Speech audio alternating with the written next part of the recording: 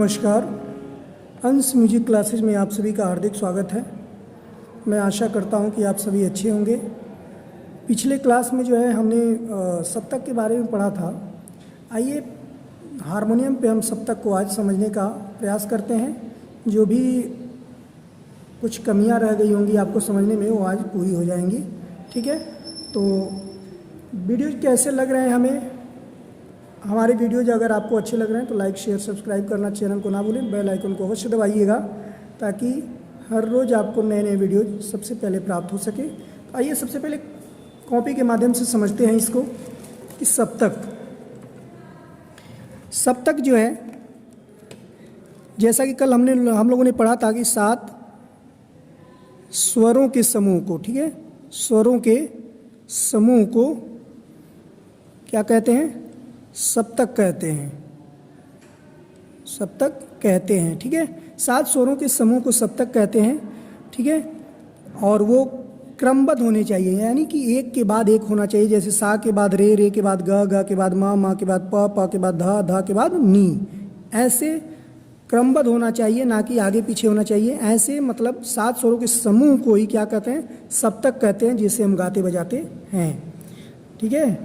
और तो आइए सबसे पहले समझते हैं, कुछ टेक्निकल चीज़ें हैं उसको समझ लेते हैं। जो स्वरों के नीचे जो पड़ी रेखा ऐसे लगती है उसको कोमल का चिन्ह बोलते हैं, ठीक है। इसको क्या बोलते हैं? जैसे मान लीजिए रे है, ग है, धा है, यानी कि अगर कोई चिन्ह नहीं लगा हुआ है तो वो स्वर जो है किस अवस्था में है? शुद्ध अवस्था में है। जैसे ही उसके नीचे अगर पड़ी रेखा लग जाती है तो वो किस अवस्था में आ जाती है? कोमल की अवस्था में आ जाती है, ठीक है। अगर मान लीजिए इसी पड़ी रेखा के नीचे अगर बिंदु लग जाए तो ये दर्शाता है कि स्वर कहाँ का है? तो मंद्र का है, ठीक है, मंद्र सप्तक का है। तो कैसा स्वर है? मंद्र सप्तक का कोमल स्वर है। अगर मान लीजिए ये पड़ी रेखा हटा दिया जाए, अगर इसको हटा दिया जाए और केवल बिंदु लगा हो, यानी कि मंद्र सप्तक का शुद्ध रे है, ठीक है। बात समझ में आ रही है? ग है, मान लीजिए ग क्या है? ये मध्य सप्तक का कोमल ग है। अगर इसके नीचे डॉट लगा दिए तो ये मंद्र सप्तक का कोमल गा हो गया। इसको अगर हटा देते हैं हम तो ये मंद्र सप्तक का शुद्ध गा हो गया। अगर इसी में अगर हम मान लीजिए अगर ऊपर को बिंदु लगा देते हैं तो ये तार सप्तक का शुद्ध गा हो गया, और पड़ी रेखा लगा देते हैं तो तार सप्तक का कोमल गा हो गया। हम आशा करते हैं कि इतना आपको क्लियर हो गया होगा, ठीक है।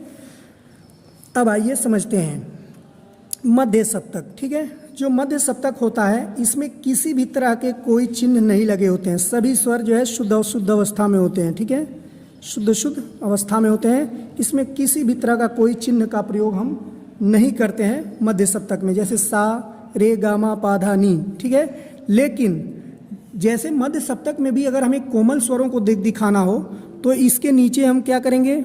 पड़ी रेखा लगा देंगे। इसके नीचे पड़ी रेखा लगा देंगे। सब लोग जानते हैं कि कितने होते हैं? 7 शुद्ध स्वर होते हैं, ठीक है ना, और 5 विकृत होते हैं। विकृत कौन कौन से होते हैं? रे, ग, धा, नी, ठीक है, और एक मा जो है क्या है?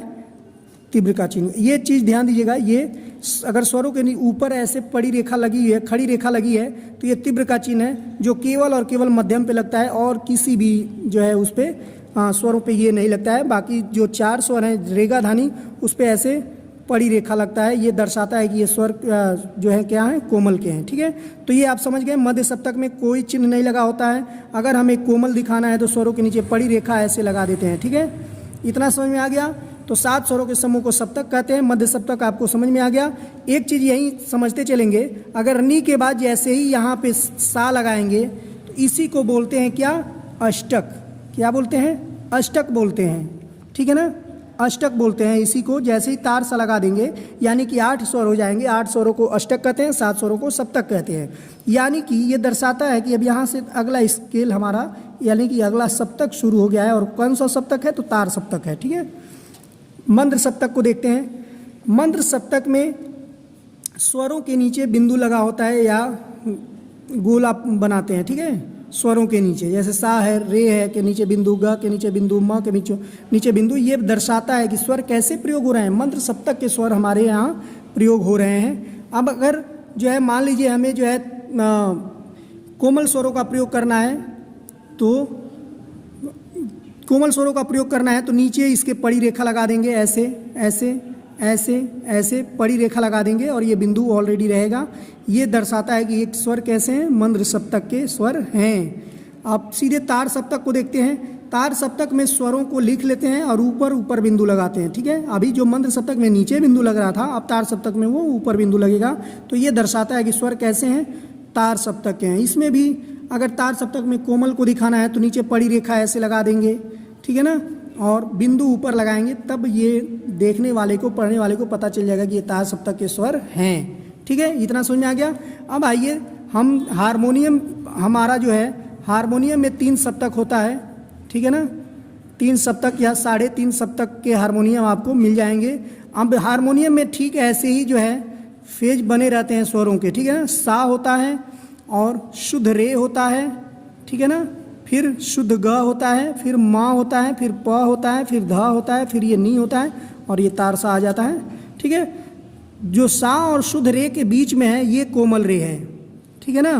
कोमल का मतलब होता है अपने शुद्ध से थोड़ा उतरा हुआ, ठीक ना। ये देखिए उतरा हुआ है, ग उतरा हुआ है, ठीक ना, ग के बाद माँ आता है, ठीक ना। कोमल का होता है मतलब ये होता है कि शुद्ध से थोड़ा उतरा हुआ स्वर, ठीक ना। जैसे रे है, ग है, ये ध है, ये नी है, ये अपने शुद्ध से क्या है, थोड़ा उतरे हुए हैं। अब शुद्ध क्या है होता है, जैसे हम सामान्य बोलचाल में जो प्रयोग कर रहे हैं ये शुद्ध है, और जैसे ही हम कहते हैं कि और धीरे धीरे बोलिए, ठीक है, ये क्या है, कोमल की अवस्था है, ठीक है ना। और तीव्र जो है अपने शुद्ध से चढ़ा हुआ होता है, जैसे माँ है, केवल माँ ही तीव्र होता है, और माँ जो है अपने शुद्ध अवस्था से थोड़ा चढ़ा हुआ है, तीव्र है ना। तीव्र यानी कि तेज, चिल्लाना, किसी चीज़ को तेज से जोर से बोलना, यानी कि माँ जो है वो एक तीव्र होता है जो शुद्ध से अपने चढ़ा होता है। तो ये इस तरीके से हारमोनियम में होता है। अब मैं आशा करता हूँ कि आपको ज़रूर समझ में आया होगा। वीडियो कैसा लगा लाइक करें, शेयर करें और सब्सक्राइब करें, कमेंट करके ज़रूर बताएं वीडियो कैसा लग रहा है। Thank you, thank you, thank you.